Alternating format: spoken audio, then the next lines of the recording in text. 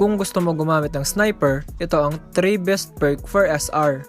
Perk number 1, ang Agile perk. Mas mapapabilis nito ang sprint to aim time or yung pag-aim mo matapos ka tumakbo o mag-slide. Mas mapapagaan nito ang pakaramdam sa paghawak ng sniper.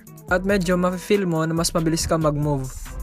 Perk number 2, ang Quick Fix. Ang Quick Fix, every time na makakakill ka ay magre-regenerate ang buhay mo. Syempre, di naman natin maiwasan hindi humarap sa mga SMG, LMG at also AR. Syempre, maganda to kasi pag mag-heal ka agad, di makakalaban ka ulit at makakapatay ka ng mas marami. Last but not the least, Dead Silence perk. Syempre, pag naka-sniper ka, every shots matter kaya kailangan nasa safety ka lagi. Kung naka-dead silence ka, pag nag-walk ka, hindi ka maririnig ng mga kalaban. The stealthier, the better.